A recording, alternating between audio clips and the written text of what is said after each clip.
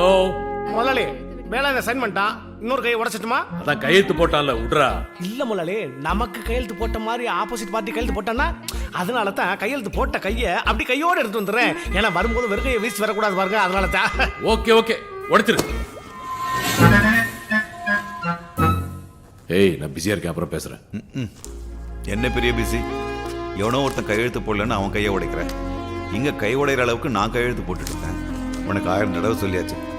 இந்த கம்பெனிங்களை உன் பேரில் மாற்றிக்கிட்டு இந்த செக்ல எல்லாம் நீ கையெழுத்து போட்டேனடா. 10 செக்கு கையெழுத்து போட்டா 10 விதமா இருக்குன்னு பேங்க்ல இருந்து ரிட்டர்ன் பண்றான். இதெல்லாம் நமக்கு ஒத்து வராது.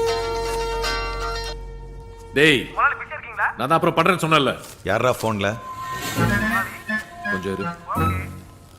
அப்பா, ஒருத்தர் போன்ல பேசும்போது யாரு என்னன்னு கேட்க கூடாது. கொஞ்சம் கூட மேனஸே இல்லையே. லண்டன்ல படிச்சு என்ன பிரயோஜனம்? இந்த மாதிரி அப்பாக்களை பார்த்தா மகங்க கத்துக்கிறாங்க அப்படின்னு ஒரு மகான் சொன்னான். டேய் சொல்றா. மகானா? மகான் இல்ல தாத்தா, அவர் மகன் நான் சொன்னது. அதானே, கொஞ்சம் சந்தோஷப்பட்டேன் என் மகனுக்கு ஞானோதயம் வந்துடுச்சேன்னு. இன்னைக்கு சிவானி கிட்ட போன்ல பேசினேன்.